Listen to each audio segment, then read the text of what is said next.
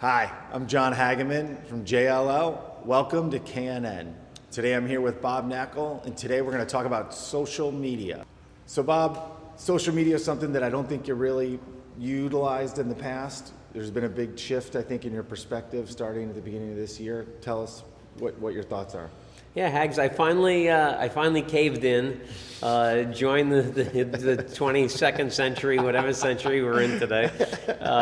For years, folks were telling me about how great social media was, and I didn't really believe that it was effective or didn't have time for it. Finally gave in and said, you know what, let me give it a try, see what the social media is all about. And I have to tell you, I've been completely blown away by the effectiveness of it. And again, there's no secret magic bullet in anything. There's no one thing that is the be-all and end-all. I think to be effective as brokers and to have market presence that will promote business and effectively help our clients, I think you have to be present in a number of different ways. And certainly there's no replacement for good old-fashioned cold calling, which is the number one thing you have to do. But there are so many other ancillary things that can be done to promote market presence, to become known, to get business opportunities, to find a new buyer that might pay the highest price to benefit one of our clients. So social media, I think, is one of those tools. And since the beginning of the year, I've been active on Twitter, LinkedIn, Instagram, and they each kind of impact a different audience.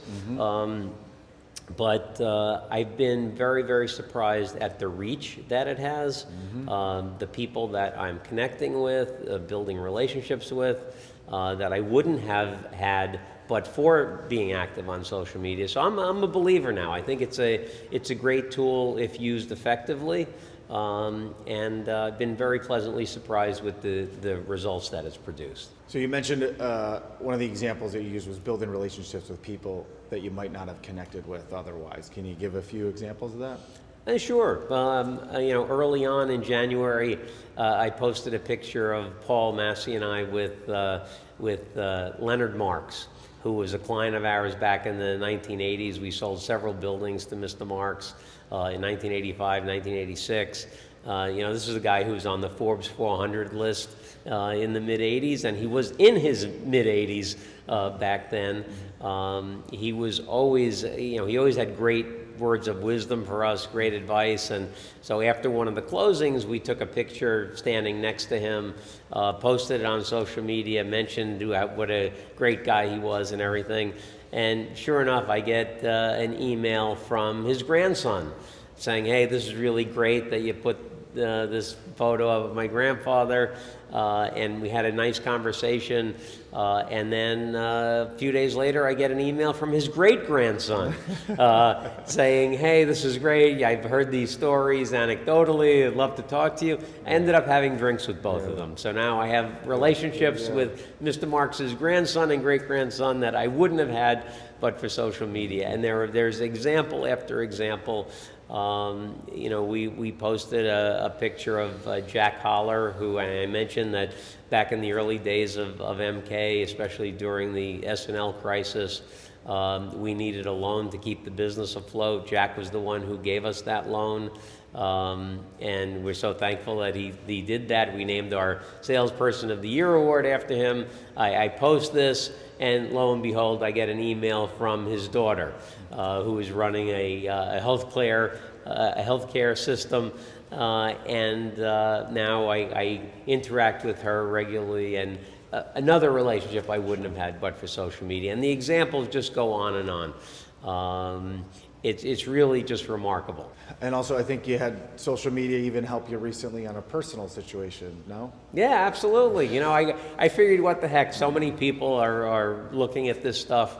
My daughter Sophie is a huge hockey fan. Ryan Strome was her favorite New York Ranger. We have Ranger season tickets. She loved Ryan Strome, loves Ryan Strome. And so he signed with the Ducks this year. So over spring break, we were going to go out to Anaheim to see a couple of games. And we thought it would be great if we could maybe see parts of the stadium, have a relationship with someone there. So I asked on social media, hey, does anybody have a relationship with Henry Samueli, who is the owner of the Ducks? Now, I got a dozen emails from people saying, hey, I know this guy in the organization, I know that guy in the organization, here's the email address. And one thing led to another. We ended up meeting Ryan again. We did a tour of the locker room.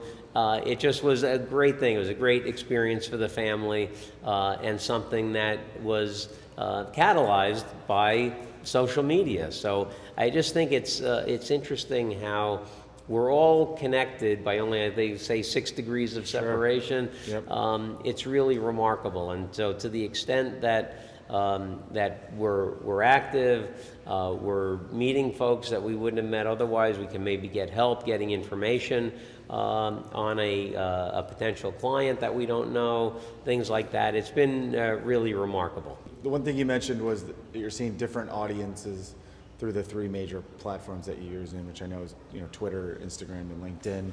Can you expand on that a little bit? Sure. Well, I write content. Generally, the way I interact with social media, I write content on the weekend for the week, and essentially the same content is posted on all 3 platforms. But the differences are that the questions and comments that I get from each are very different, and so each one kind of takes its own path based on the interaction that I have with folks on each of the platforms. And so I might post something about subject A and end up having a detailed conversation about subject B based upon where the comments go, where the questions go. But I find that each of them has a very different base. And most people are very, very active on one and not so active on the other. And I find that that's kind of interesting.